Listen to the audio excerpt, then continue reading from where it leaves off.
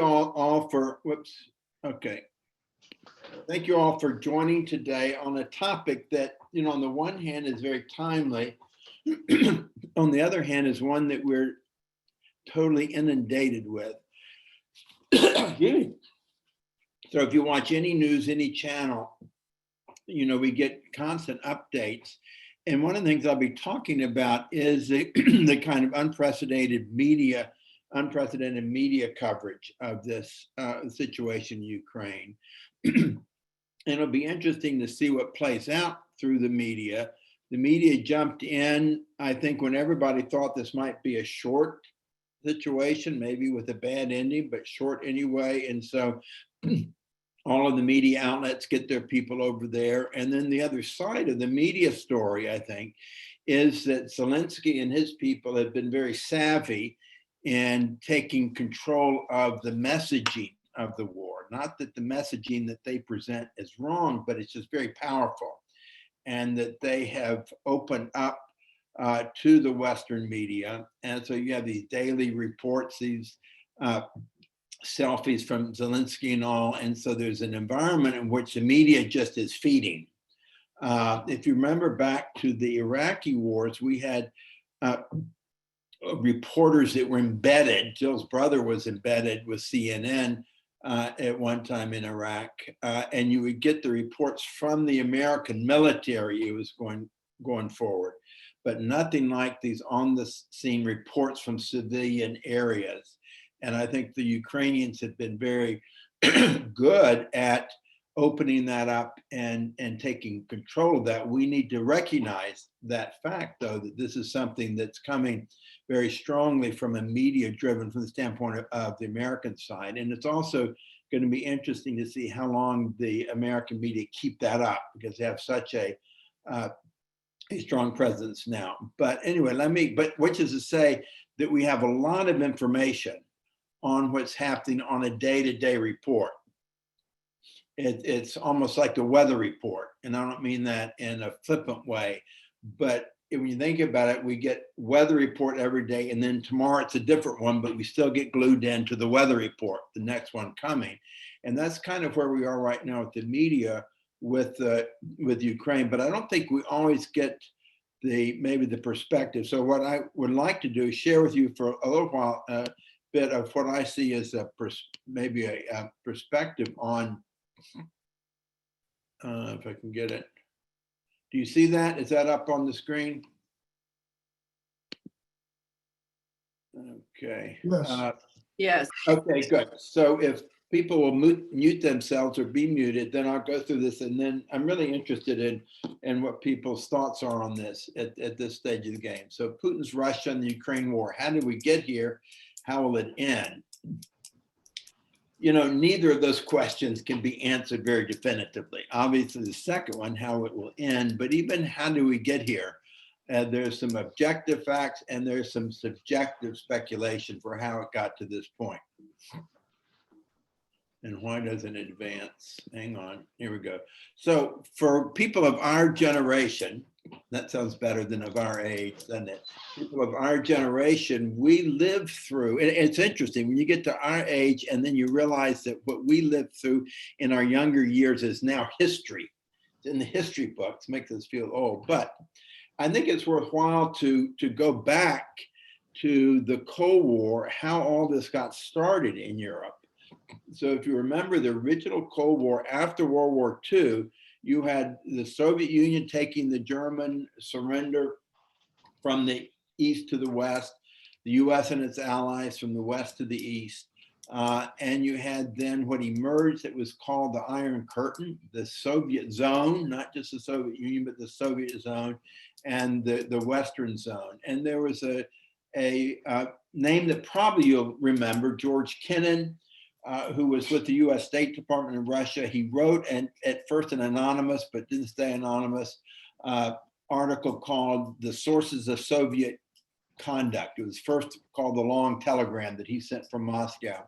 And basically Kennan laid out the premise for the whole containment policy of the United States in, let me get this slide out of the way. like that. For the West, in terms of dealing with Russia, saying that Russia was the enemy, communism, if you were in those days, was the enemy. But the way to approach it was not to think in terms of pushing it back, rolling it back militarily, but containing it, to have a firm line and taking policies that would contain the Soviet Union and to prevent its advance. And so this was that line, Iron Curtain. It included the Soviet Union. Ukraine was part of the Soviet Union, remember, one of the 15 republics, and then the Eastern Bloc. So you had the Soviet Union, which included up here the Baltic states, Belarus, and Ukraine, and then the Eastern Bloc countries, East Germany, Poland, Czechoslovakia, Hungary, Romania, Bulgaria. Yugoslavia, remember, was kind of in between Tito, communist, but went his kind of own way. So you had this line. And the whole premise was that the United States with its allies would hold that line. That became most noticeable several ways. One, with Berlin, which was a divided city in the eastern zone of Germany, but it was under control of the West. And at all costs, it was that the United States was going to, United States and its allies, mainly Britain and France, would maintain their hold on West Berlin. So you had that. A couple other things to note from those years is that Austria, until 1954, was designated neutral.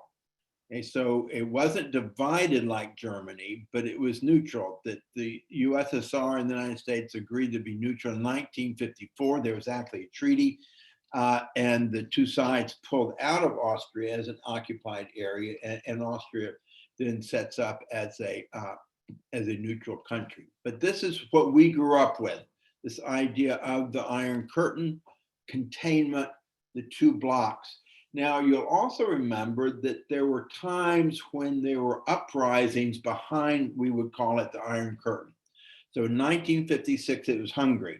And you'll remember there was a populist uprising, anti-communist uprising in Hungary, demonstrations in the streets, calls from the Hungarian rebels for the West to come in and liberate them.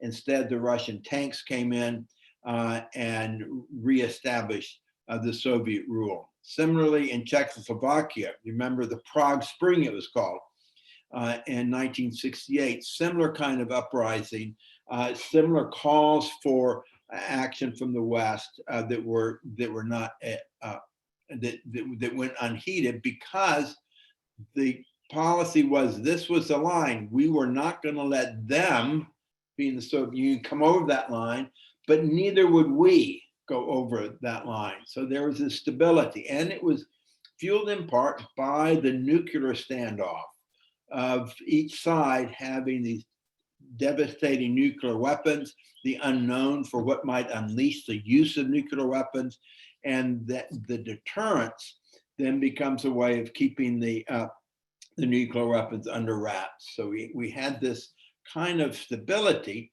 from 1949 to 1989. Here it is again, you see Russia, and then you have the Baltic states, what became Russia and the Baltic states, Belarus, Ukraine, and Moldova. So when we get to the breakup of the Soviet Union, we'll talk about in a minute, you have, instead of this line here of Estonia, Latvia, Lithuania, Belarus, Ukraine, Moldova, instead of that line being part of the Soviet Union, this became independent states. And so it was kind of a two-phase change. You have the Eastern Bloc, the countries that were not part of the Soviet Union, then are going their own way. And then in 1989, 90, 91, you also have these republics being freed up from being part of the Soviet Union. And so what happened at that time? So first you have the Berlin Wall coming down. You see this? That's a piece of the Berlin Wall. I don't know if any of you folks have that. A friend of mine was in Germany about the time, and she gave me this piece of the Berlin Wall. It sits on my shelves up here. But we remember that there was a lot of, with Gorbachev, there was a lot of changes going on in the Soviet Union that merged over into the Eastern Bloc countries. And then there was a lot of negotiations in Germany about how that would come to end, how Germany would be reunited. And then all of a sudden, the wall comes down. And you have then the Germany reunited under what is Federal Republic of Germany, a long and not easy process for Germany. It's still reflected in the economic disparities in some parts of the country, but nonetheless that happened beginning in 1989. And then quite suddenly in the scope of history, the Soviet Union is gone. So you have, this shows all of the republics, all of the European republics, and when they declared their independence, beginning with Lithuania. You may remember that in Lithuania, the local parliament opposed the Soviet Union, declared its independence. The Russian troops surrounded that. And there was a question as to what would happen. Would the Soviet Union intervene militarily? I spent some time in those years down in Georgia, in Tbilisi, and I was there in April of 1990, and then again in January of 91. And as the Soviet Union was breaking apart, they didn't know, because you still had the Soviet troops. Would the Soviet troops block their move to independence? As it turns out, they didn't. And so very quickly, you have the total dissolution of the Soviet Union, so that you have Russia, and then you have the other republics now that are independent, including Ukraine up here. And it seems like it happened very quickly. And at that point, you'll remember, there was a sense, well, we, being the West, won the Cold War. Now Russia is going to be, and all the republics will become democratic, and will sail off into a post-Cold War utopia almost. So you had the sense that things were going to be good.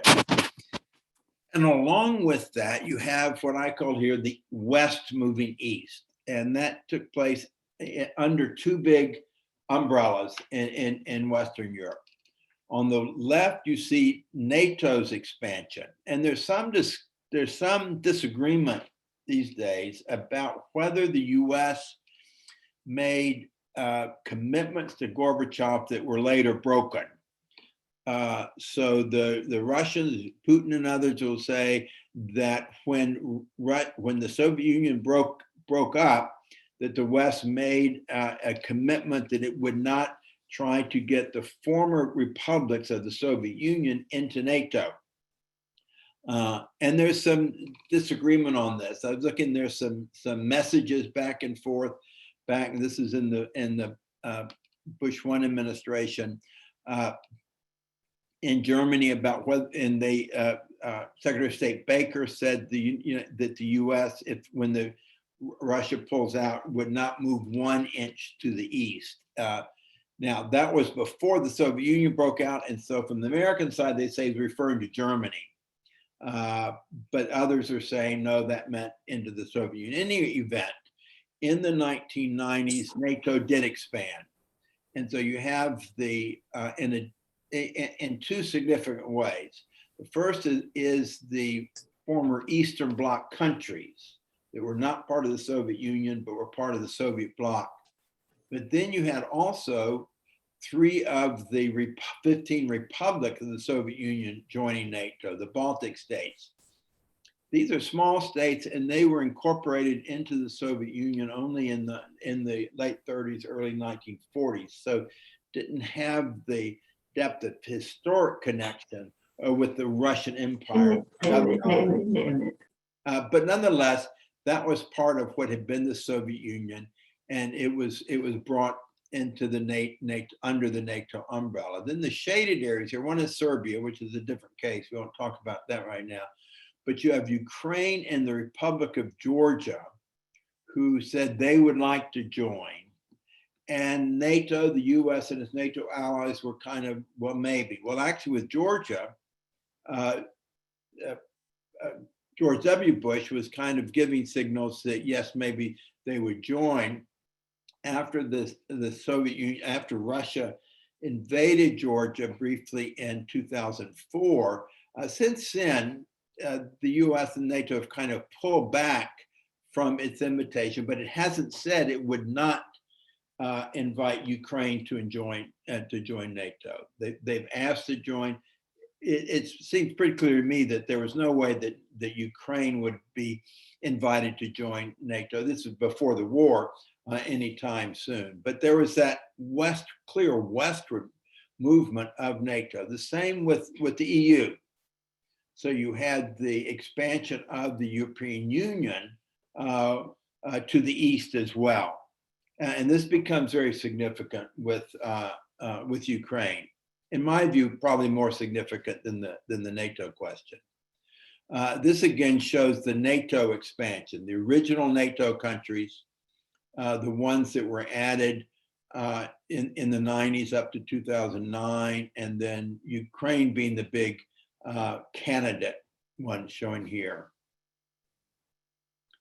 Now, when the Soviet Union was dissolved and it became the Russian Federation rather than the Soviet Union, still a huge country, but it was and this was right, and this is important, it was right at the end of the decade-long conflict that the Soviet Union had in Afghanistan.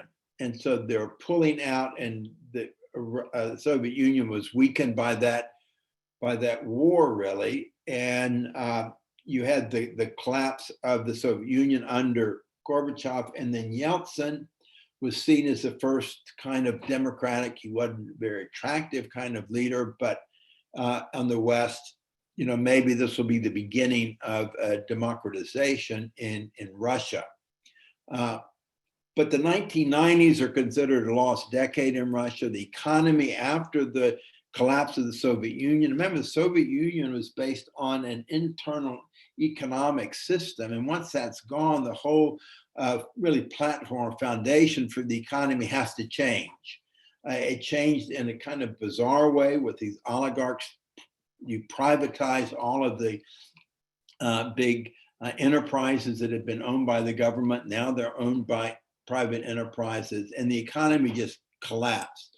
And you'll see here that into the Soviet, if you see on this chart, into the Soviet Union, that decade, the economy really goes down. Now, Putin comes in as Yeltsin fades away. Putin comes in, is kind of designated by Yeltsin as his successor. And in that decade, the economy takes off. Well, did it take off because Putin's some kind of economic and political genius? Probably not. He was, as some people they say, that he was lucky with the oil prices. So you see, as you know, Russia is dependent, its economy is dependent on exporting oil and gas, and that's dependent on the world price. And you see here in the 90s, the price of gas and oil was low, and then it went up in his first decade. So he benefited from an economic surge and also did some changes with the oligarchs so that the economy did, in fact, improve for the average Russian.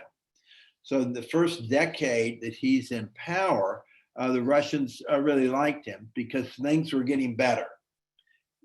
There were political parties, there was some open media, there was some political competition. Gradually that changes, and that he starts clamping down and becomes clear more and more that he's going to become an autocratic ruler, not a democratic leader. But in those first years, what he's doing is popular. And as we know from history in China and other places, while we in the West, in the United States, might say, oh, the most important thing is freedom and freedom of speech and all of this, people who are at the bottom of a big economic collapse, for them, the most important thing is coming out of that. And so if the Russians see Putin as bringing them out of that morass with the collapse of the Soviet Union, then he becomes popular. Now, this is not his first war, and the wars that he's conducted have been popular with the Russians. First one in Chechnya. So when he came in there had been a war in Chechnya, the uprising down here in the Caucasus, which had not gone well for Russia. He went back in and in a very brutal way took care of it. And the Russians liked that. They saw the Chechens as terrorists, and Putin went in and just kind of stomped them out. They liked that. The second was in 2008 in Georgia. So I'll show another slide in a minute, but in Georgia, there in the northern part of this little country of Georgia was two enclaves that were primarily Russian ethnically. So he went in a matter of days, occupied those, got right up to the edge of the capital city, Tbilisi, and then withdrew and kind of consolidating the two autonomous regions, they're called. So they're still technically in Georgia, but they're under Russian control. That was very popular within Russia. And then you had Crimea in 2014. Crimea had been part of Russia until the 1950s. So even in the first decades of the Soviet Union, Crimea was part of Russia. And a kind of bizarre twist, Khrushchev, you remember Nikita Khrushchev, 1956, I believe it was, either 1954, 56, Khrushchev said he gave a gift to Ukraine by moving Ukraine from the Russian Federation or the Russian Republic to the Ukrainian Republic. Now, this was important for Ukraine, but remember, Ukraine was just another one of 15 republics. So it wasn't like giving up territory to another country. Just said, okay, we're going to make Crimea part of Ukraine, but it continued to be primarily Russian speaking. And in fact, the public opinion or the best estimate is that at the time Russia took this over very quickly militarily in 2014, that probably upwards around 80% or more of the population in the Crimea approved of that they would prefer to be part of Russia, which had historically been that.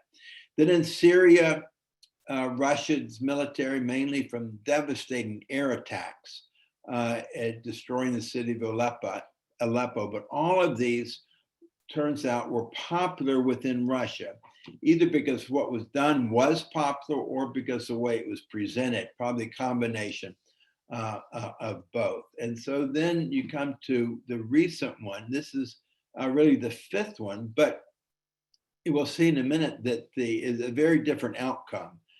Just in the first couple of 3-4 weeks in Ukraine, you have more Russian soldiers killed than in all of these others combined. So it's a military engagement of a qualitatively different manner. But during the 90s up to 9, this is his popularity. Well, how can you know popular in an autocratic state? It's going to be more difficult going forward, but there have been some surveys, and this is not from the bottom. This is like the bottom here is 60% approval.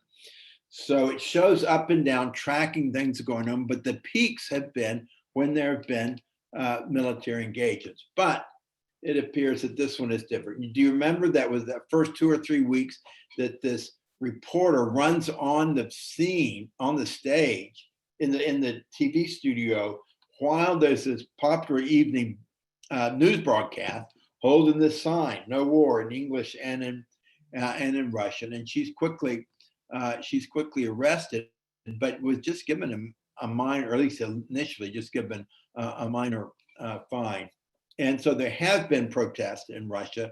One of the questions is whether that will be ongoing and how strong the government will crack down. But it's also important to recognize that throughout his 25-year tenure, Putin has been pretty popular, particularly in the rural areas and small areas. So St. Petersburg, Moscow, not so much, but in the rest of the country, he has had a solid hold.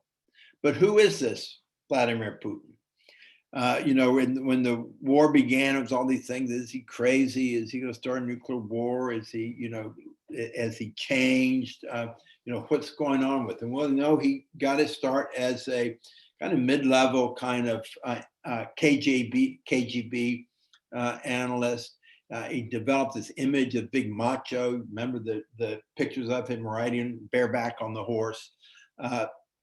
Kind of took, I don't know the best way to describe the relationship with Trump. Trump was attracted to people that were powerful. So we like to say that the president of the United States is the most powerful person in the world. That's just not true. President of the U.S., the United States might be the most powerful military country in the world, but there's no one leader that has anywhere near the kind of authority that a Putin or leader in China and other places would have. And Trump seemed to gravitate and be impressed by leaders that did have the ability to exercise the kind of power and influence that he, as American president, really didn't have. Now, Putin on the right, he was married, has 2 daughters, but then divorced. Had this woman here, Alina Kabeva, was a star gymnast, Russian Olympic gymnast. She has been his mistress for a number of years, kept very much in the quiet. You don't see them together. The media doesn't talk about them. There's some talk that he has some children with her, but tremendous amount of personal wealth in terms of big. This is a Black Sea palace, you'd say, that he has, and that he is reputed to be one of the richest persons, in the world. But who is he? Putin's goal, it's emerged, and these are some pictures from before the Ukraine. Here's on Time magazine, the rising czar, and kind of the palatial format that he likes. But it becomes clear that he is intent on rebuilding traditional Russia's great power. One of the things that happened after the collapse of the Soviet Union was that Russia as a country, this huge country with its great tradition and history, really lost its way. And it went from being this ideologically oriented superpower to a kind of drifting country in terms of what its purpose was as a nation. What was Russian nationalism going to be? And so Putin then catches on that and wants to kind of reestablish a strong Russian nationalism and do what he thinks he needs to do to make that come about. Russia as a great power once again, rather than being kicked around by the West and being humiliated, in his view, in the 1990s by, number one, Gorbachev giving up half the country, and number two, by the West and moving into his region. But then when the Ukrainian war breaks out, you hear all the, is he a savvy genius? That was the term that Donald Trump used, I guess. Or is he a deluded despot? You've probably seen these pictures that has become more isolated, because that's what happens to dictators over time. But then you add to that paranoia from COVID, and this is a picture of Putin with his advisor or with foreign visitors. I mean, it's just bizarre to look at this picture. I forget who these visiting people were. Maybe it was Macron from France at some point. This is before Ukraine, but this was the image that was emerging of Putin. It's just terribly isolated, and the debate is, well, is his health okay? Is he deteriorating? Is he going crazy? There's a book I found.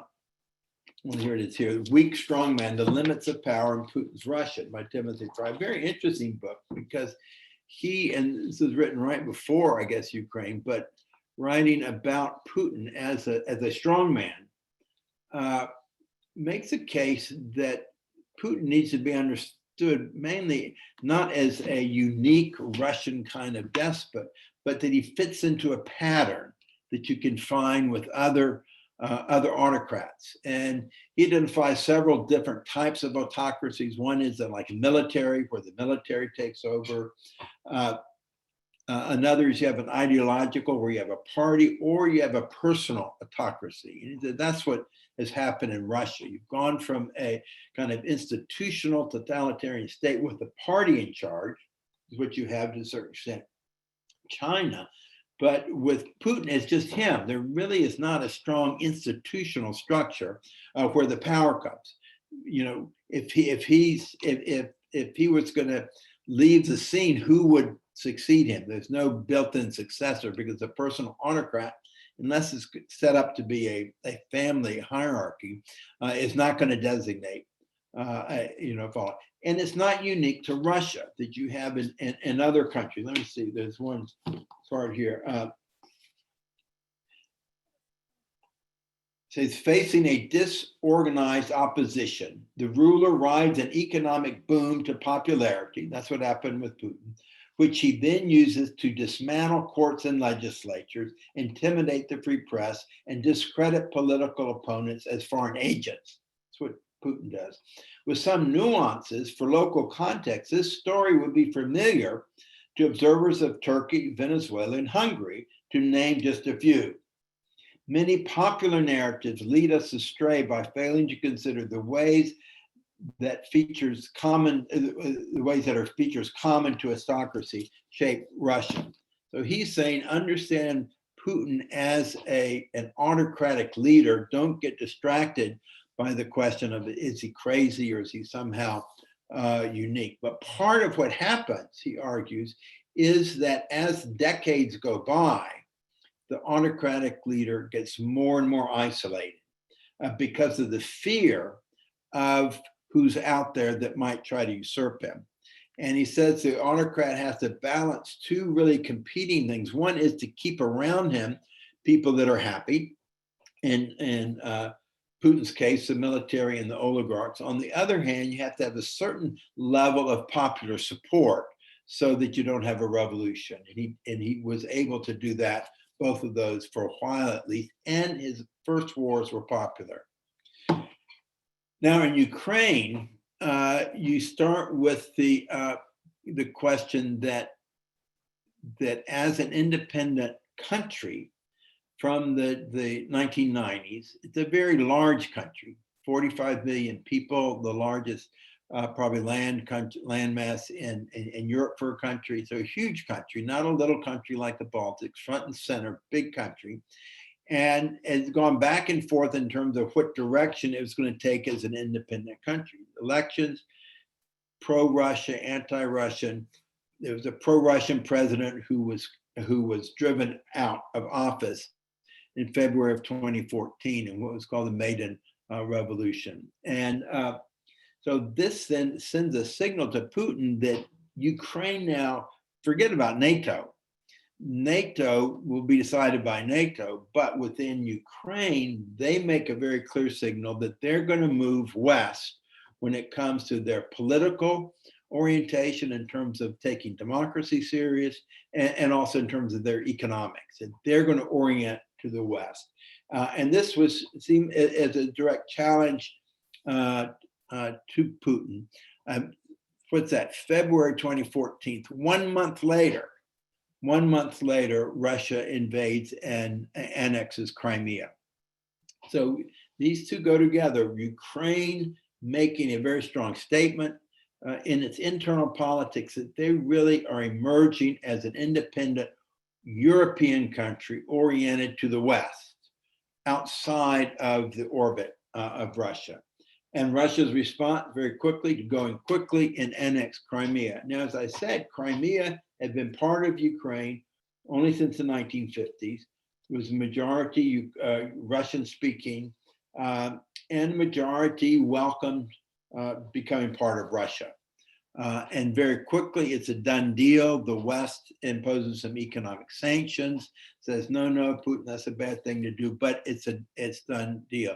In addition, there's some areas right along here. I'm going to show those here. Yeah. So here we get a pattern emerges for Putin or for Russia. So you go back even earlier. So Moldova, here's Moldova is right to the west of Ukraine. And earlier on, when they got their independence, there's this red area in here that was Russian nationality, bordered with Ukraine. And the Russians went in and kind of, I shouldn't say took that, but really that became a Russian enclave. Same in Georgia, you have South Ossetia and Abkhazia. These are two areas bordering on Russia. The population tended to be pro-Russia, so they took that. And so Crimea, going into Crimea, then is following the pattern of post-Soviet Russia, of trying to kind of reclaim some of these areas. What happened when the Soviet Union broke up was the kind of agreement was, well, we'll stick to the boundaries that were in existence for the Soviet Union. But those boundaries are like state boundaries, not like national boundaries. And some of them say, well, that's just there because that's the way the Soviets drew them rather than a natural kind of thing. So you're doing some corrections here from the Russian standpoint. We're going to correct the boundary of Moldova, Georgia, and Ukraine to the advantage of Russia to help kind of rebuild Russia. But in Ukraine, there was also on the eastern area, there are two areas in what they're referring to as Donbass, but two areas within that where there are Russian enclaves, and there's been fighting there ever since. You've got 8 years of this low-level war going on between Ukraine and Russia over this eastern area.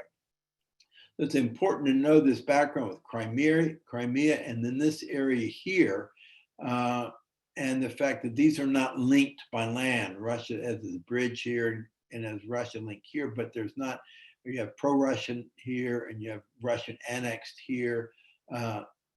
So that was the situation before the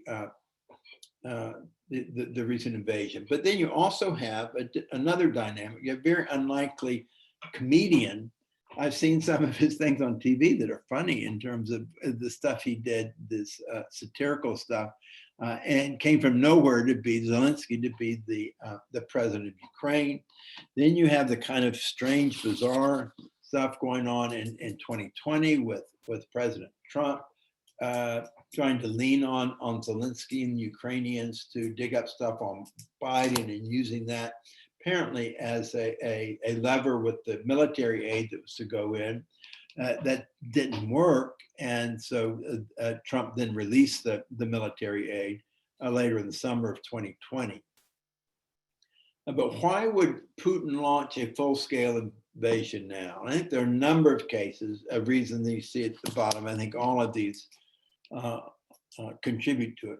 One, and this is the perception of Putin, that America has been weakened internally, regardless of your politics. I think, you see this in terms of the internal divisions, regardless of which side you're on.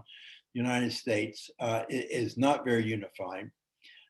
Europe is seen as split, Brexit, is that just the beginning of Europe kind of splitting up and losing its ability to act in a unified way? Germany, after Angela Merkel, had been kind of the solid foundation for European politics for a number of years. Now, all of a sudden, you have new German leadership. Ukraine moving towards the EU. I think this was a bigger factor for the timing for Putin than NATO, wanting to get Ukraine back from that westward move.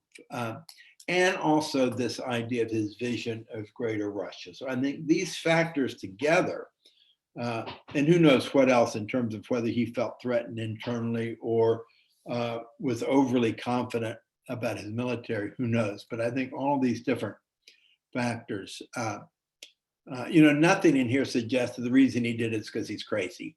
So I think we need to not get too far down that area. But in July of 2021, he gives he writes a long article. It was ascribed to him. And in that he builds apparently he goes back into history of Ukraine and Russia and about how the two are inseparable. So in fact, the monarchy of the kingdom of Kiev predates Moscow, that through the church and through history, the two have been linked. And he says, I am confident that true sovereignty of Ukraine is possible only in partnership with Russia. Now, he doesn't say doesn't say here that Ukraine has to be part of Russia, but that Ukraine can be identified only in partnership with Russia. So the idea you're going to partner with the EU, no, that can't be permitted. That is not in the cards. Our spiritual, human, and civilizational ties formed for centuries have their origin in the same sources. Our kinship has been transmitted from generation to generation. Together, we have always been and will be many times stronger and more successful, for we are one people. So he's this kind of almost like the culmination of this whole movement from taking Russia at the bottom of the heap after the collapse of the Soviet Union, showing strength to the Russian people in Chechnya and in Crimea and in Syria, and bringing the economy up and strengthening the army. All of these things almost were leading to, well, we have to get Ukraine back, or we have to keep Ukraine on our side in order to be true to ourselves. So then Russia launches this all-out offensive, and you're familiar with this day by day from watching it. But this shows the map about a month ago, or middle of March, where, as you know, the Russians moved down here.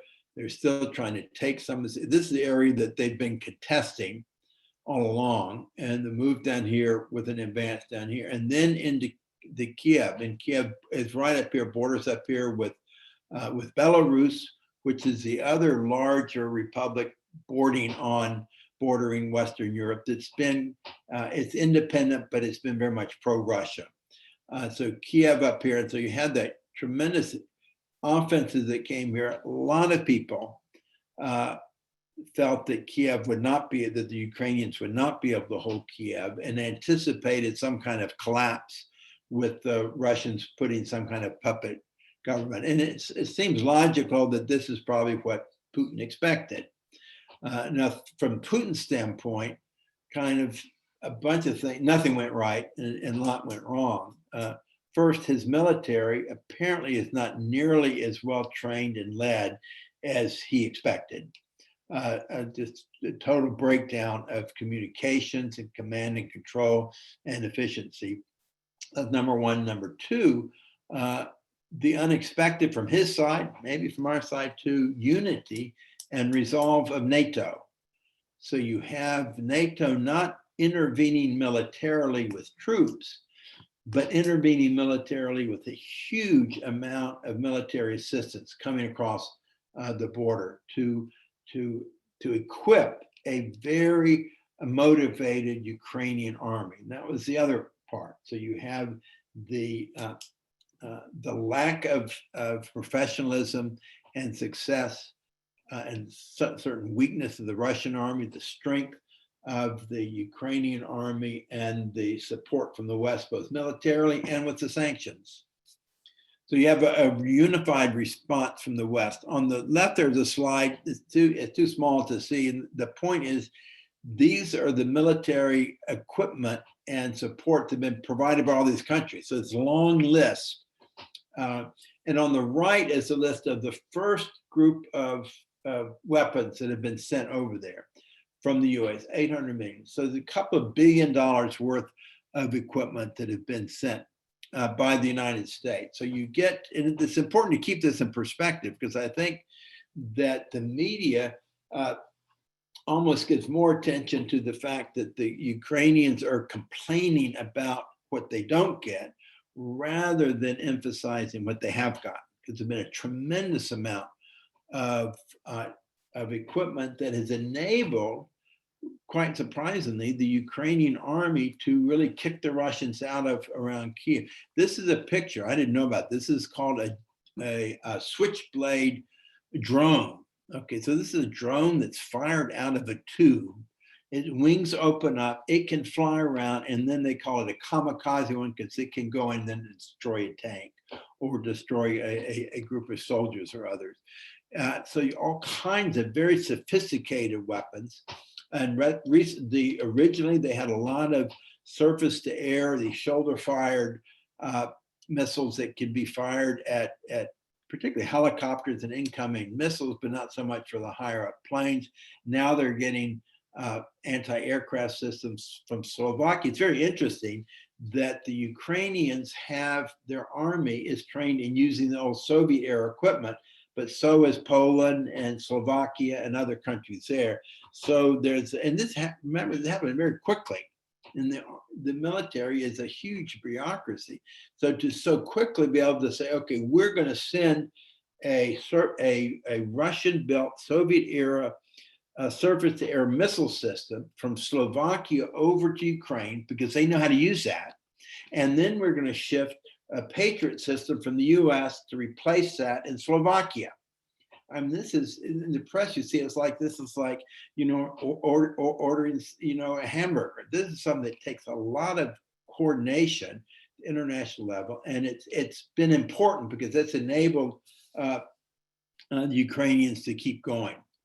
Now, at the bottom, the economic sanctions. So you see the countries that in red that have done the economic sanctions. There's some important countries that haven't.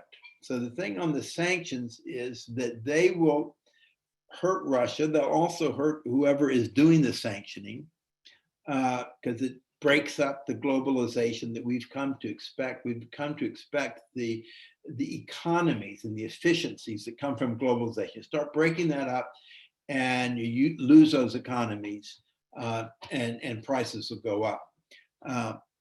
But it also, it doesn't show that some, you know, China is not participating. India is not participating. So you get some huge areas that are not participating in the economic sanctions. And it's also the questions of how long can the West hold together doing these sanctions.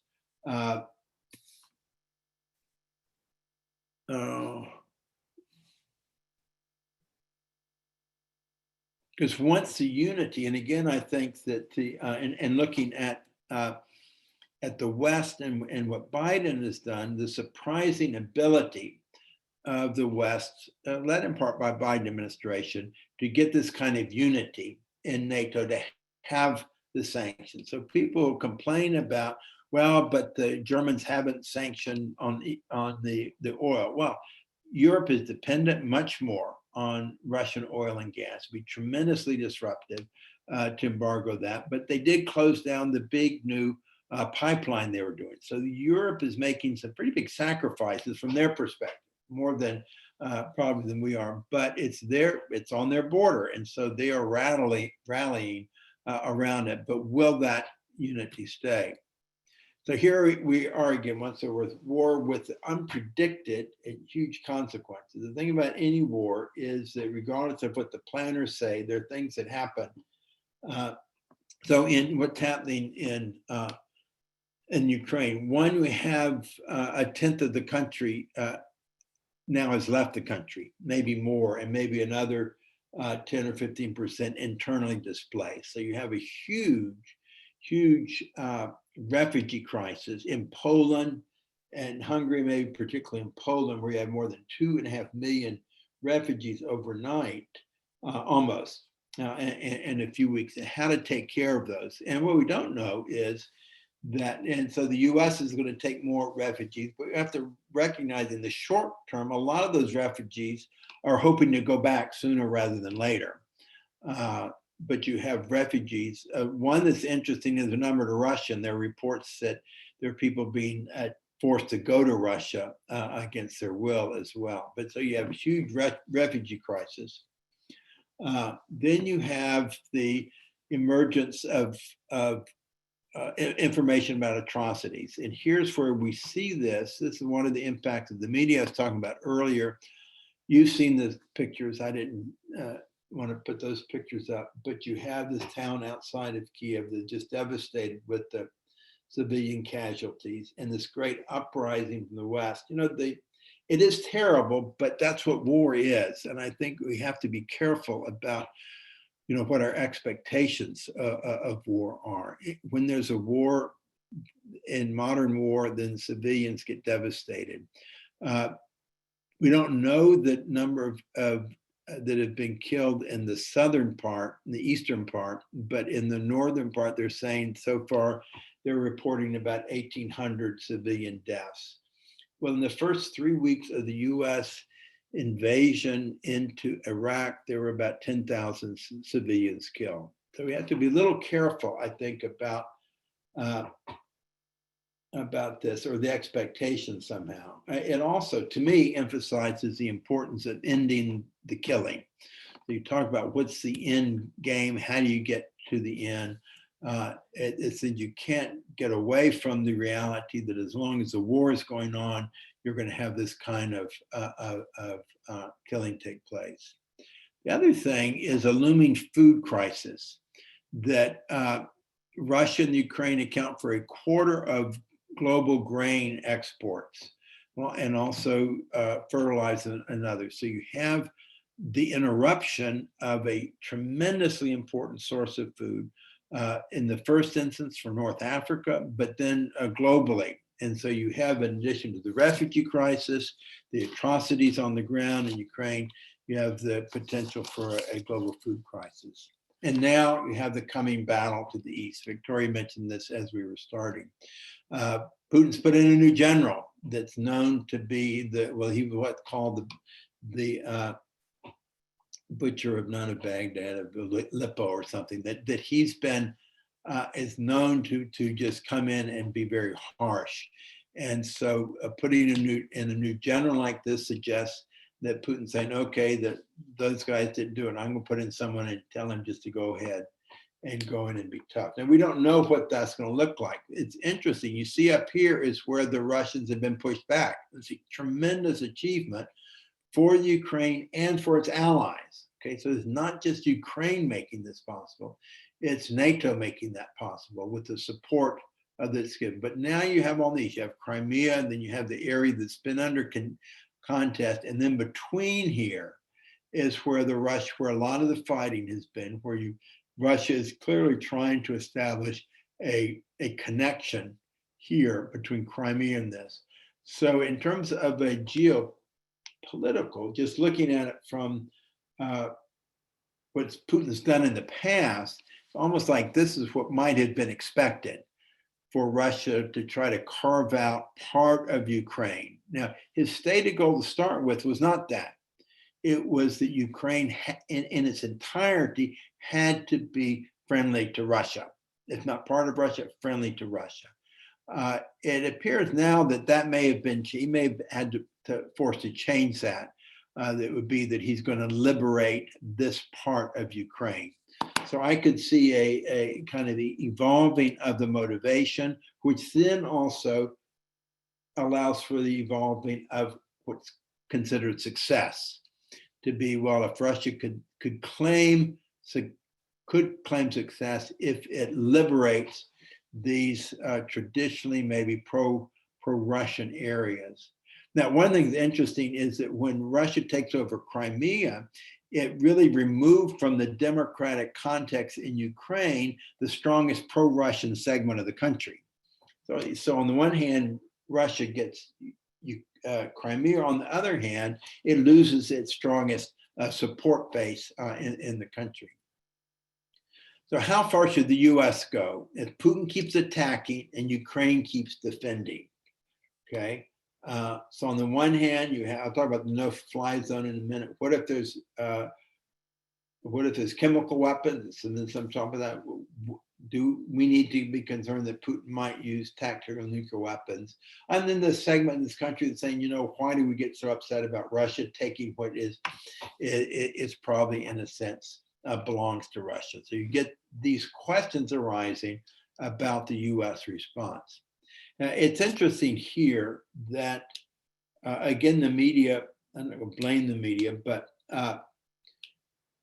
so you have Ukraine asking for more, which I think we would expect, and Zelensky really making a pitch for no-fly zone. So if Americans are asked, would you support US enforcing a no-fly zone? 40% say yes, and 35% say they're not sure. But what does a no-fly zone mean?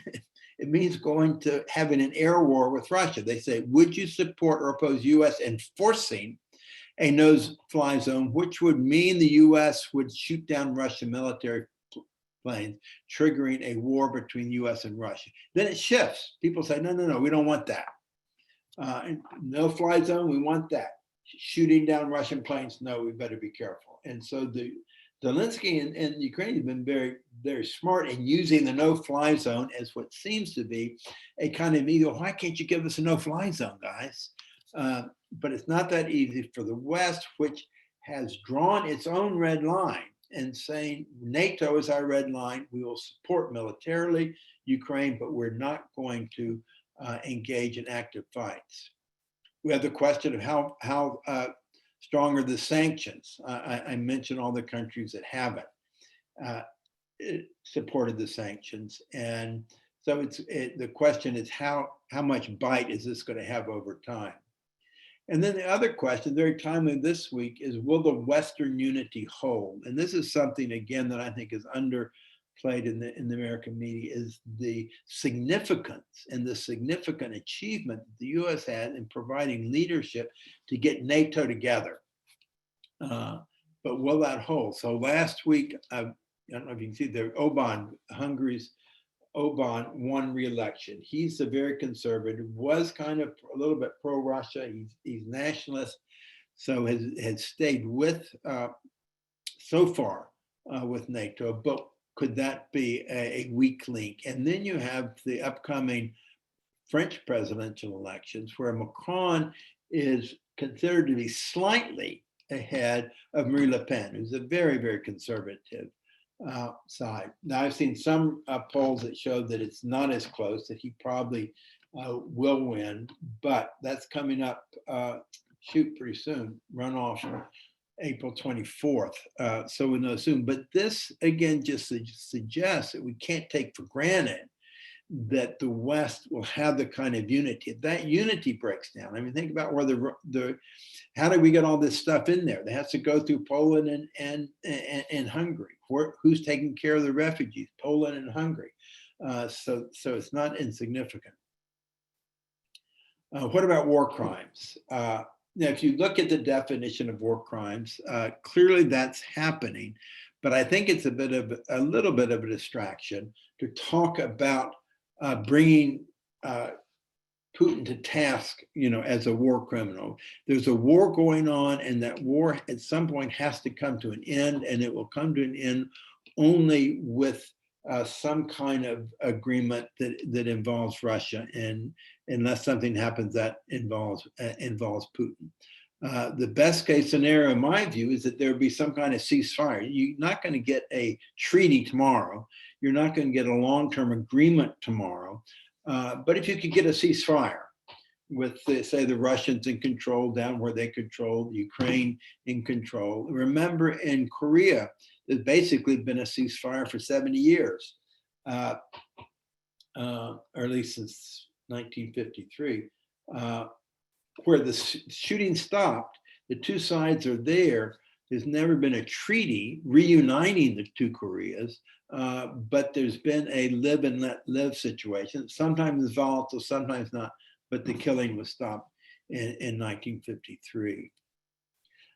So then that's a question of what is the off-ramp for Putin or Zelensky? And I think you have to ask that for both of them, because if Zelensky digs in his heels and demands support from the US sufficient to kick Russia all the way out of everything, including Crimea, that's a pretty tall order.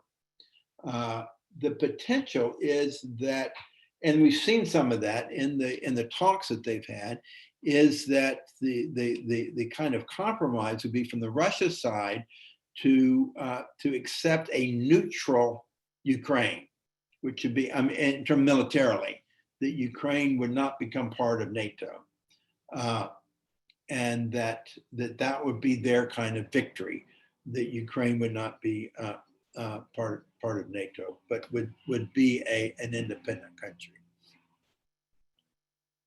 So this historically gets to the perennial ambiguity of alliances. Where's the line drawn and what you do? So Americans are very much in favor of U.S. supporting Ukraine, but they don't want to go much. In this survey a couple of weeks ago, just 7% said we were providing too much support. So you have, and so it'd be interesting. You have right now this looming battle in the East, the desire to support Ukraine, the abhorrence of the tragedy, and this thing of how can we negotiate? How can we let Putin be there? The worst thing that could happen, I think, at this point, would be to push that farther and say we have to do regime change in Russia. You know, that should not be part of the U.S. We need to hold to the NATO line, do what we can to support Ukraine, and to support Ukraine also probably means helping Ukraine come up with their own off ramp when they can get one with Russia. Okay, well, I will stop my. I'm sorry, I went a little longer. I got carried away. So quickly, questions, suggestions. What did I get wrong? Oh, you have extra time, George. We Okay. gave you extra time today. Lucky you. George, how did Finland maintain its independence? Didn't Russia want Finland too? Finland has a neutral status since World War II. It shares a big border with Russia, but it was never part of the Soviet Union, and it was not part of the Eastern Bloc. So it was, although not in NATO because it's neutral, it was kind of part of that line. Now, one of the unintended from Putin's perspective is that one thing that may happen as a result of this is that Finland and Sweden may join NATO. Those are two countries that had not been part of NATO that may join. But Finland has always had to be careful with Russia, but they've been successful on that, kind of being that neutral, not being part of NATO, but being part of all the European stuff. Thank you. Yeah. There has been some discussion or concern about him going into Poland because of the past history. I have some friends who have friends there and who've gone over with donations because the borders are being absolutely flooded, of course. And your thoughts on that? Well, I think it seemed pretty clear that with Ukraine, Putin has overreached. Okay, that it did not go well for him, and that's eventually going to hurt Russia, regardless of the outcome. Pull back from Kiev, and I kind of think that shows that, you know, a real shift. It's not going to be nice, but the shift. And so I doubt there would be any. And the fact that NATO has been as strong as it has with Ukraine, where Ukraine is not part of it. You know, Poland is. Poland is part of NATO. So, you know, who knows what difficulties you have right on the border and stuff. But I strongly doubt. So you have the area that might change it. So Belarus, which is just north of Ukraine, is one of the former Soviet republics. It has been very pro-Russian, but not without its internal disputes. Right. Right. So the country so that if, let's say that Belarus in a few years, you know, did the same thing in Ukraine, elected a pro-Western government, then that would be, you know, vulnerable. They're outside that. They said Evelina and the friends over there in Poland did not expect it and were not anticipating it. But I mean, the thought had occurred, I think, to a lot of people that he goes into Poland and that's World War III. Well, and I think it's the kind of thing that if he had been successful and if his military had been strong and all, then you have all kinds of things like that. Yeah. But I think the failure, what Putin's looking for now is some face-saving victory. And the most logical is some kind of declared victory in the East. Yeah. And then to say that's what we were after all along and we achieved it. You know, we got rid of the Nazis, you know, we've got neutrality in Ukraine. Ukraine is not going to be part of NATO. And we've got the East, and we've got Crimea, you know. So now it's interesting because there's some it's all speculation. There's some speculation that Putin wants some kind of face-saving win by May 9th, which is their big celebration of Soviet victory in World War II. Right. So whether, you know, from my standpoint, talk about this great tank battle shaping up. I wonder if this is going to be the last time, you know, tanks are used in an offensive way, because you get these little weapons that can be fired from your shoulder 5 miles away that can go and blow up the tank. And these little missiles, you know, $10,000 or something, not the $1 million that go into a tank. So I don't know, but I think, and the same for the Baltics. The bigger concern in recent years have not been Poland, but the Baltics, because again, they were part of the Soviet Union. Yeah. So is Alaska. But I suspect that, I suspect that Russia is not going to be probing further west. And I also suspect that this may have the strength of the West against Russia, with a strong, determined, highly motivated partner in Ukraine, will have a beneficial impact in terms of China thinking about Taiwan. Oh, yeah. And I have a friend in Australia who said the Chinese are building some bases in the, and I can't remember what she said, but the islands, they're building islands. No, on the Solomon Islands, somewhere in the region of the Solomon Islands. I can't remember because in the South China Sea, they're actually building islands in the South China Sea so they can claim that area and have bases on it. So yeah, I mean, China is clearly expanding. China has built its expansion based on the status quo economic system of the world. So they're heavily dependent, more so than probably than Russia, you know, on a stable global economy. Yeah. And so, and they also have an institutional, there's one man in charge, and he may be in charge for a long time, but there's an institutional base. So it's a different kind of autocracy. Probably maybe a little more stable. I don't know. Let's hope. George, in terms of rebuilding the destruction in Ukraine, can all those frozen assets and monies of Russia be unfrozen just to rebuild Ukraine? I don't think so. I think that would be, the only way you do that is if Russia was defeated in a war. And I don't think Russia is not going to be defeated as a country. So I think the rebuilding is going to come from the West. So what you're talking about is kind of a reparations kind of thing where Russia is forced to repay. And I don't think that would, you undermine the whole international financial system as you start playing around with those things, I think. So I don't know, but that's, I haven't heard that specifically one way or another, but I kind of doubt it. Hi, George, it's Victoria. You know, I had to say something. You know me well enough to know. But, you know, today I was listening to Reuters this morning, and they were talking about how they are going in to look at the chemical weapons they do suspect have been used in Mariupol, and that whole city, I guess, is basically gone. And that they're saying there's thousands of people dead. Yeah, I think so. Thousands. And that the death, because you mentioned the number earlier of 10,000, we went into Iraq, and they said it's easily over 10,000 now in the Ukraine. So I think it's a tragic loss of life. And it's. So let me ask a question. If there is chemical warfare in the tens of thousands, does that mean we should go to war with Russia?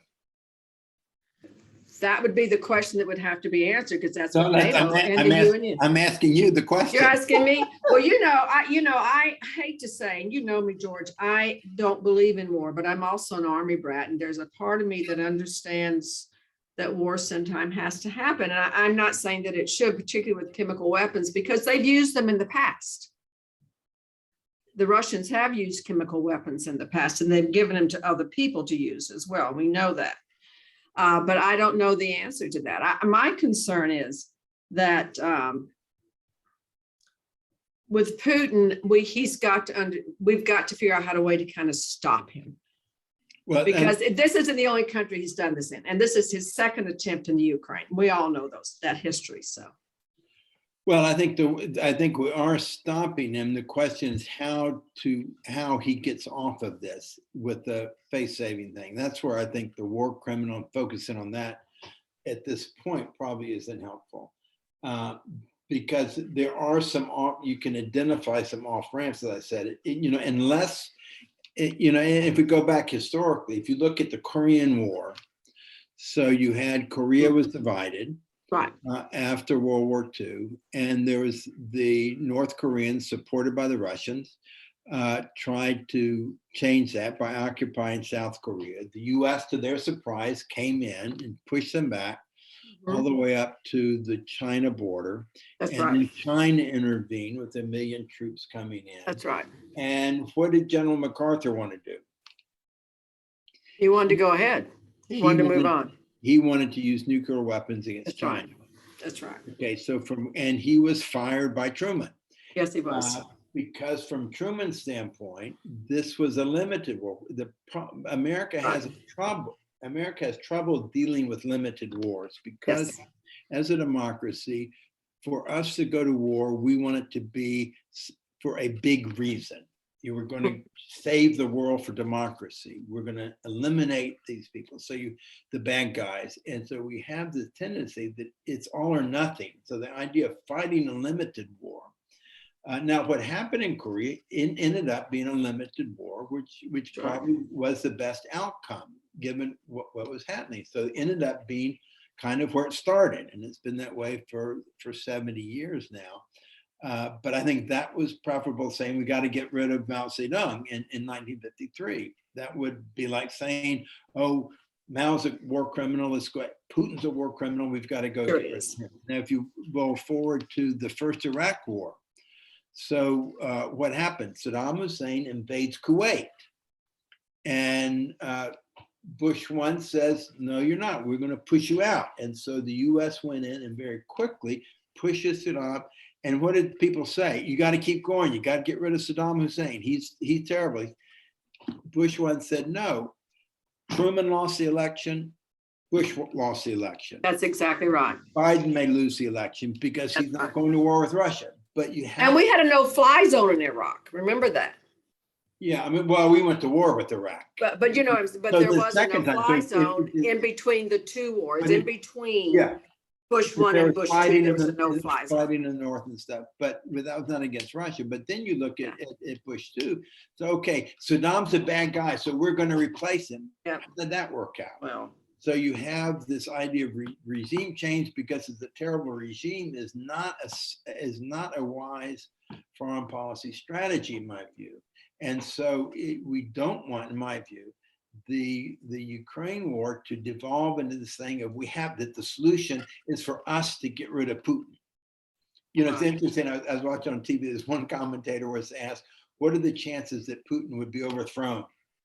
Internally, and the answer was 0 until it happens. So it's totally unpredictable. But the other thing is that if you look at Russia, so you had the Russian Empire overextended when it went into the Russo-Japanese War in 1904, and a few years later, the Russian Empire collapses with the Bolshevik takeover. Then you have in the 1980s Russia overextending in Afghanistan. Right. And a few years later, the Soviet Union collapses. So the one question is Ukraine going to become Putin's Afghanistan and Russo-Japanese War and bring down his regime? We don't know. But he knows these things, and so I think his current goal seems to be to beef up his military and come up with a brutal victory in the East. And I wouldn't be surprised then if that then becomes his victory. And if that can lead to an end of the fighting quicker, then that may be one that Ukraine has to settle with. And then you have an independent Ukraine, a little smaller. I think Ukraine does need to hold on to Odessa, but it's already lost Crimea. But I think it'd be a mistake for the US and for Americans to focus on, the other thing we do too much is focus on the individual, Ho Chi Minh or Saddam Hussein or Putin, rather than the dynamics of what's going on. It can't be, I guess I bought into it by calling this Putin's war. Right. Anyway, I think we have to be careful not to get sucked in. He's a war criminal, so we can't negotiate. Well, if he's the guy sitting on the other side of the table, who are you going to negotiate with? If you want the fighting to stop. The only alternative to say we're not going to negotiate with Putin is to say we're either going to lose or we're going to get rid of Putin. And to me, neither of those is acceptable either. So I don't know. George, Yeah. George, it seems to me that the West, and by that I mean partly the United States, but also NATO and the EU, have actually been handling this quite well. And I think you've done an excellent overview of what's going on there. But I think there's a big thing which has not been emphasized enough is this nuclear deterrence thing, which is a sword of Damocles over us all. How far can you go without turning Putin, who I agree with you is not a madman, he's a calculating man, but turning him into a situation where he has no outlet that he sees. And then what happens? Is there an internal putsch in his own country to get rid of him, or do we get into nuclear war? And I think we don't want that. And it becomes very tricky with regard to things like war crimes trials and so forth. I think the West is actually handling this quite well, though many of us are very impatient. How does Putin get away with this? He shouldn't. Well, we know he shouldn't, but exactly how do you bell the cat? Yeah, no, I think you're right. And it's one of these things where, since Hiroshima and Nagasaki, nuclear weapons have not been used, and their usefulness, as it were, has been seen as a defensive deterrent. And so countries like North Korea want to get a nuclear weapon, probably not to use it against the US, but as a way to protect against being attacked by the US. And you have, India, Pakistan, it's a stalemate, and you've got that. And so, but then you have this never land, as Tim's suggesting, okay? Because now you have a whole range of chemical weapons, you have a whole range of nuclear weapons, and Trump asked his advisors, well, could we use these nuclear weapons? And maybe that's not an illogical question to say, well, God, weapons, can't we use them? And they're not used in part because they're so destructive. They're also not used because of the unknown escalation potential. Exactly. It would be so disastrous. And so then here you have what I would call Putin's using kind of a nuclear blackmail. So he dangles, well, I've got these nuclear weapons, as a way to make sure the US and the others don't come back. And so then there'll be some on our side that say, we can't be blackmailed by him dangling this nuclear threat. So we should call him on it, send in our troops. He's not going to use it. If it does, it'll be just little stuff and it won't escalate. But that becomes very, for those of us who lived through those years, that's scary. For this generation, they didn't live through that. And so, I'm thinking in doing a presentation like this, I can go over this Cold War stuff in 5 minutes with you guys. If I'm dealing with college kids today, this is kind of oldish kind of history, and the Cuban Missile Crisis, things like that, the Berlin airlift, World War II, Korean War, even Vietnam, even Iraq War now, that fades into the background, and the world seems more stable than maybe it is. On the other hand, maybe we're too tied in with that old thinking. I don't know, but it is, so on the one hand, I wake up some days and think this call is bluff and, send in the 82nd Airborne and be done with it. And then the next day I say, we better stay on the other side of the line. And that's working to Putin's benefit right now. And George, they haven't asked, the one thing about Ukraine, they have not asked for troops. They've only asked for weapons. Isn't that correct? That's what I understand from all of my research. The only way you can have a no-fly zone is with US pilots flying in Right, exactly. Ukrainian airspace. So in fact, they're not asking for the traditional boots on the ground, but they're Right. asking for the pilots in the air. So it's the same, in my view, it's the same thing. But We this did is that where in Bosnia though, too. this is Yeah. where they're so clever. And I don't, Yes, we need to be as clever in response. They're saying, oh, we don't want you to fight against Russia. We just want a no-fly zone. That's Well, right. that's fighting against Russia. I think that we've done an incredible amount. It irritates me a little that Zelensky isn't a little more gracious for what we've done.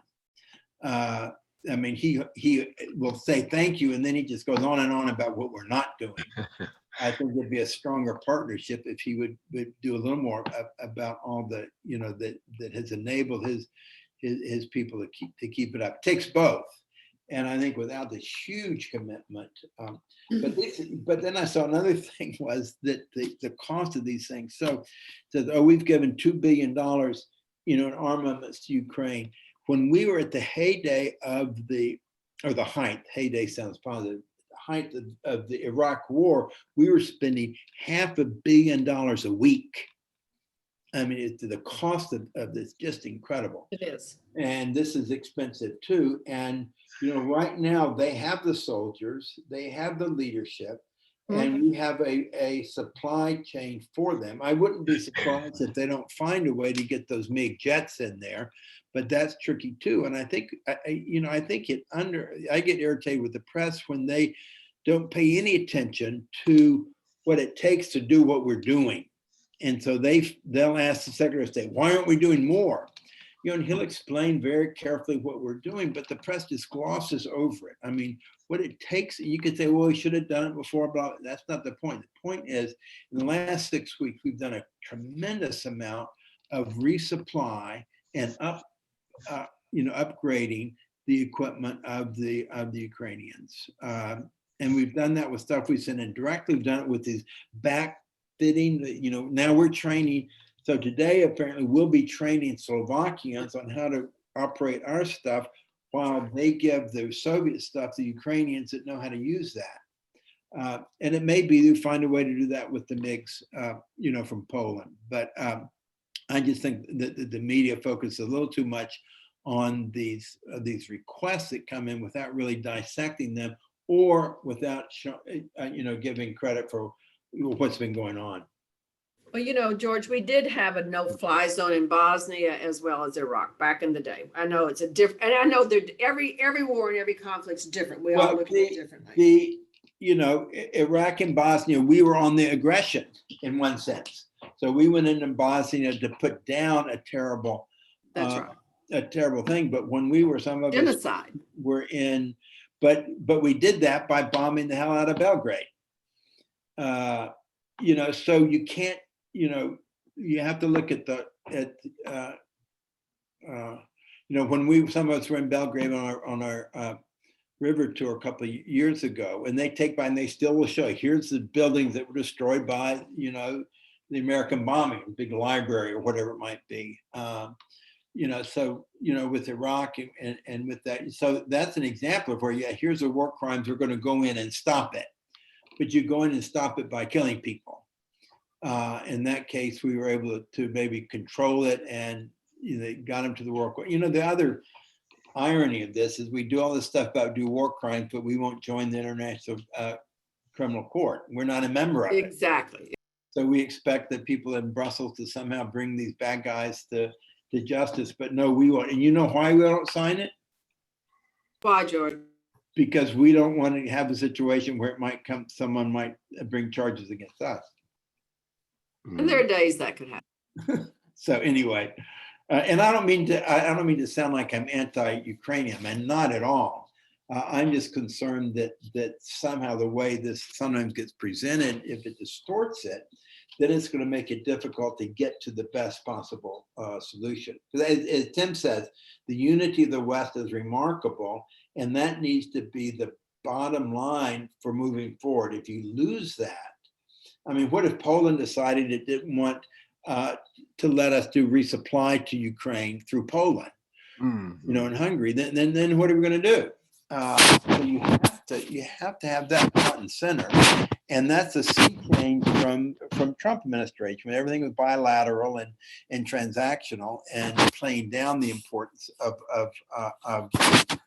alliances. And I think the groundwork that Biden folks did the first year is really paying off now in terms of the confidence that America is in it as with the group, not kind of as a lone ranger, in this case.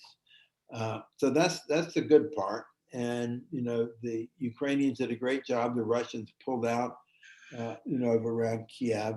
There is a potential base saving for Putin, in terms of some kind of declared victory in the East. So I think that's the optimistic side. The pessimistic side is that there's a long, bogged down, terrible war. Well, that's better than it escalating. So the worst is that it, escalates somehow. George, I think it is the escalation that everybody's afraid of. I'm sorry, I didn't mean to interrupt anybody, but Well, I hear that all the time. You hear that, but you don't hear it so much in terms of why don't we go in and help them more? Why don't we get rid of Putin? You can't negotiate. So on Meet the Press, how can you even think about negotiating with Putin? Well, if you're gonna have a limited war outcome, you can't assume you're getting rid of the guy on the other side of the table. I think even Zelensky has made it clear that he realizes that negotiation of some sort is going to be necessary. Well, and they've been having them. Yeah, and right. then you get strange outcomes. It could be that the autocrat in Turkey, may be the one that helps them, or maybe it's Israel. Israel's been kind of sitting on the sideline. Who knows who's able to kind of bring that. It could be anybody, like that. And Russia is isolated, and they're getting harmed by the economic stuff, and they're not successful military. There'd be a lot of reasons for Russia, and because Putin is so in control of the story over there, it's not hard for him to come up with a victory. This is what we had in mind all along. We've gotten the West to back down. Ukraine will never become a part of NATO. We kicked out the Nazis. We protected the people in Donbass from the atrocity, all that stuff. So there is a way out, for Putin. And I think for the West too, but it might mean that Zelensky has to agree to, they don't have to agree to giving up that area. They may have to agree to a ceasefire in which that area is controlled by Russia. So, George, I have a question about, we all hope that the fighting will end soon, and it will eventually. But the people of Eastern Ukraine, how are they going to feel about being annexed into Russia? I mean, are they pro-Russian? Are they Ukrainians? It's the area of Ukraine that is ethnically Russian more than the rest of Ukraine. It's not as heavily dominated by Russia as Crimea, but it's the area. When I was with the Friendship Force, we had 2 chapters in Ukraine. One was in Lugansk, which is in that eastern area, in the Donbass area. The other was in Kiev, and they didn't get along very well. And the guy from the eastern part of Ukraine, Russian speaking, he would always show up at our regional Russian meetings. It's always a little bizarre to me. We had people from all over Russia, and here was a guy from Eastern Ukraine, and he was accepted by all the Russians. I was showing, where is it? Oh, I got it off if you can see the shelf on the top of my bookcase back there, you can't see it, but I have all these strange bottles. I have a bottle of water from Lake Baikal that's supposed to be 1 million years old. I've got some Georgian champagne that I'm sure is no good. But with all that, I have this strange looking bottle of Ukrainian vodka. It was given me by this Russian guy from Ukraine. And I'm thinking, this came from the bad guys. Should I drink it or bash it on the street? I don't know. But Well, keep the bottle even if you don't. Yeah, so but to answer your question, so I don't know how it splits up. And the other thing you don't know is how these people feel after they've been invaded. So Well, exactly. And, not a gonna, lot of those people, I'm thinking that the Russians have actually taken some of those people out of the region yeah, they and took, into Russia. that's right. There's about 250,000 people that had been moved or something like that. And so Russia, under the Soviets and Tsar, they do this relocation. And so I think for them, it doesn't matter. I think if they do a victory on this, they can claim this was a Russian area because in fact, it was primarily Russia. Crimea people probably will welcome it if they're connected by land to the rest of Russia. But it's going to be a devastated area. But Russia has done this kind of thing before in terms of devastating areas. And then Do they have the ability to redevelop that area? Russia, I mean. I guess over time, it would all depend on what they wanted to do. Yeah. Over time. And also what happens to Russia as a state. It's the kind of thing that, sooner or later, Putin will be gone. What follows Putin, who knows? Right. Because again, there's no institution. It's all right now, Putin and this ethno-nationalism. And he was expecting or hoping, or at least posturing, that this ethno-nationalism of the greater Russia, that Ukraine would buy into that. Or he was presenting to the Russians that Ukraine would buy into that. But who knows what happened after him in that regard. So you have a situation, if Putin was to go and there was a more liberal response, then, outside people, would help with the rebuilding, or it would go back to Ukraine, or who knows. But I think we can assume that when the war is over, that the West is going to have to take responsibility for helping rebuild in the part of Ukraine that remains, and that Russia would have to do it in the part they control. Well, it's not out of the question that Putin might try again. I mean, he would have to regroup in a serious way, I believe. But I think so. I think for right now that it would be in terms of a more modest goal. The other thing is that the cities they take, there's no way they control them. And so, what's victory is if you have to kill everybody. So I don't know. I think that what Putin set out to do didn't work. And so now he's on plan B. I doubt he'd go back to plan A. It just wouldn't be worth the cost and the risk. That's the thing. To me, it seems like there's so many discrepancies with this war. In the beginning, he said he was interested in Ukraine not entering NATO, but why? What's so bad about NATO? Well, no, if you look at the border, so if you look at the old border of the Soviet Union, and Ukraine is a huge border with Russia, it was a huge part of the Soviet Union. So NATO and in the EU symbolize really an occupation from the Russian standpoint. It's like NATO and the West and the US have conquered Ukraine.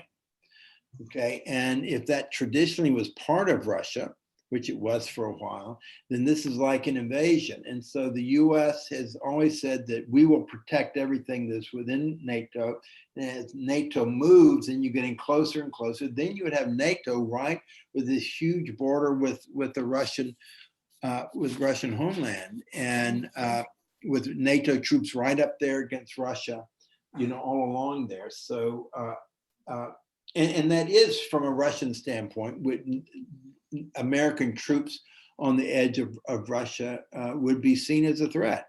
And that's why I think NATO has not and would not go there, because it's pushing it a little too close, just like, Russian missiles in Cuba. Well, it's getting a little close. We don't want that. And so, it's from a geopolitical, you can understand why Russia, not necessarily Putin, would not look favorably on NATO, which was created to oppose Russia, keeps moving east. Yeah, but Russia's so big anyway, unto itself. Russia is big unto itself, but Russia's population since 1990 has fallen by probably at least a third. Third? Its economy has fallen. I mean, so if you look at it from Putin's standpoint, Gorbachev gave away the store. Yeah. It wasn't like they were invaded. They collapsed internally, and Gorbachev said, "You guys do what you want." And so you had this huge global empire that was for two generations seen as the first or second most powerful country in the world. All of a sudden, it's down and it's on its back. And so, from a Russian nationalist perspective, it'd be like if U.S. president said, "Oh, it's not worth it. We'll give up Texas and Alaska, and just walk away from it." So I think there is that question of what happens to Russia long term. But we shouldn't underestimate the hit that Russia took, that Russian nationalism took as a result of the collapse of the Soviet Union. And some people will say that we missed an opportunity in the 90s, that if we had approached Yeltsin differently, maybe we could have helped solidify democracy a little more. I don't know.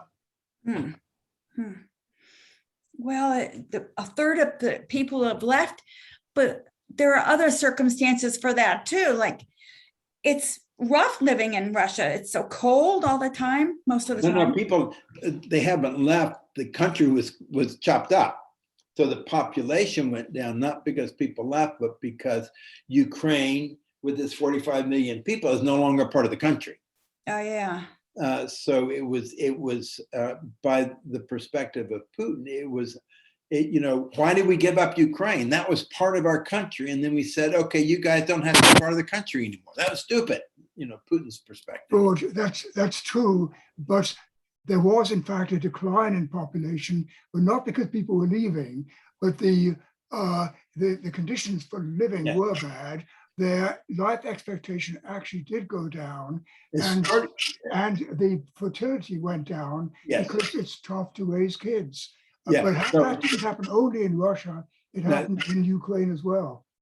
That's true. So you had the, it's interesting. So the male population, the lifespan, life expectancy went way down in the 90s. It started, I think, to go back up. Tim. Just a little. So I think it's interesting. Why were so many of the men? It was, alcoholism and smoking, but also, the working conditions and the toxic work environment in these factories and all, and lack of environmental control. So you had all kinds, and then on the side of the women, in terms of the decline in fertility, so that the Russian so you got this you're right, Tim, the twofold decline. One is you chop off all of these areas, you carve that out of Russia, and then you have a generation or half a generation where you have all these factors in mitigating against population. Now, the other thing that is happening in Russia is that you have probably a brain drain going on right now. You have the people in Moscow and Petersburg leaving the country. I have a friend whose wife lives in Atlanta, but his wife is Finnish, and they go to Finland several times a year. And he said, he was looking up on the internet, he says that the trains from Russia to Finland are just packed every day with Russians leaving Russia, going to the west through, by train to, you can't fly much anymore, but taking the train from St. Petersburg to Finland. And so there is domestic repercussions.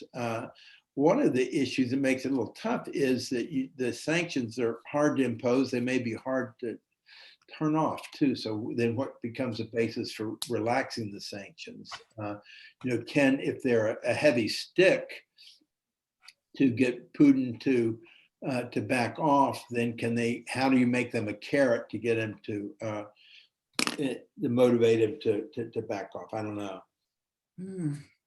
Well, we probably wearing out our welcome here, and Not really. No, I agree. It's been a great discussion, though. Thank you. Yeah, I think you all, and there's no easy answers on this, and I encourage you to keep watching, but try to keep perspective on where it came from and what the various options are. And I think that those of us who've been around, we do have a perspective that's important, for the younger folks to to know about in terms of the Cold War and what happened and all of that. And Korean, So, I still watch MASH a lot and I okay, get a lot of information there. okay.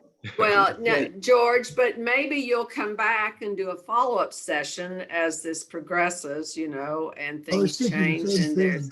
So You hopefully, think so, Tim? Don't you agree with me? Yeah, I agree. I was just thinking maybe in about 10 weeks. That's Yeah. I'm thinking so. When you Yeah. get back from Italy, George, and you Okay. got a little bit of downtime, right? so I'll go on a fact-finding trip to Italy, see what I can find out, see what I can find in the vineyards. That's right. Aw. Okay. Thank you, Thank you George. ever so This much. was We appreciate wonderful. you, George. This was a Yay, wonderful George. program. Thank you. Thank Thank you you. very Thank you. much. Yay, George. 42 Bye-bye. people, George. 42 people. Arrivederci. Arrivederci. Thank you. Thank you. Thank you. Good to see everybody. Thank you.